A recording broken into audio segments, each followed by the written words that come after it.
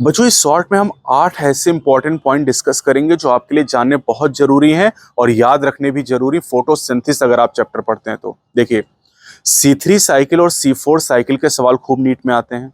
तो C3 cycle में जो प्राइमरी एक्सेप्टर होता है वो RuBP होता है और C4 प्लांट में जो प्राइमरी एक्सेप्टर होता है वो फास्फोइनाल पायरुवेट या पेप होता है। ठीक है। अब RuBP जो होता है बेटा उसमें 5 कार्बन होती है और पेप में 3 कार्बन होती हैं। ये 4 सवाल हो गए आपके। अब C3 और C4 साइकिल में 3 और 4 का मतलब क्या है? ये पहले स्टेबल प्रोडक्ट में कार्बन का नंबर है। तो C3 साइकिल में पहला स्टेबल प्रोडक्ट जो होता है वो PGA होता है, फास्फोग्लिसरिक एसिड, जिसमें 3 कार्बन होती हैं।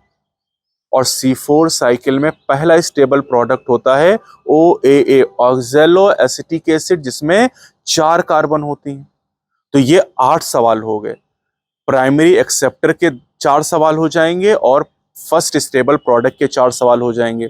RuBP, Pep, PGA and oxalo acetic acid. RuBP में 5 कार्बन, पेप में 3 कार्बन, PGA में 3 कार्बन, ऑक्सैलो एसिटिक एसिड में 4 कार्बन। ये आपको एकदम अच्छे से याद होना चाहिए। अब एक बात और ध्यान से सुनिएगा, C3 प्लांट में C3 साइकिल चलती है, लेकिन C4 प्लांट में C3 और C4 दोनों साइकिल चलती हैं।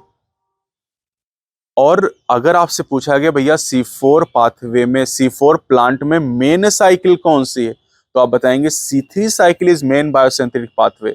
प्लांट कोई भी हो, चाहे वो C3 प्लांट हो, C4 प्लांट हो, कैम प्लांट हो, प्लांट कोई भी हो, लेकिन उसमें C3 साइकिल यानी कैल्विन साइकिल तो चलनी ही चलनी, और मेन पाथवे होगा कैल्विन साइकिल। शुगर का फॉर्मेशन कैल्विन साइकिल से ही होगा। ये बात बहुत अच्छी तरीके से आपको ध्यान रखनी है। C4 प्लांट के जो एग्जाम्पल हैं वो 2 आपके सिलेबस में है, मेज एंड स्वारगम, इनको ध्यान रखना है। चाहिए तो आप शुगर केन भी याद रख सकते हैं। जो C4 प्लांट होते बेटा, इनमें क्रैंच एनाटमी पाई जाती है। क्रैंच एनाटमी में क्या होता है कि जो बंडल शीथ सेल होती हैं वो वेस्कुलर बंडल के सराउंडिंग कई लेयर में पाई जाती हैं, और इन सेल के बीच में कोई भी इंटरसेलुलर स्पेस नहीं होता है, and these cells are impervious to gaseous exchange.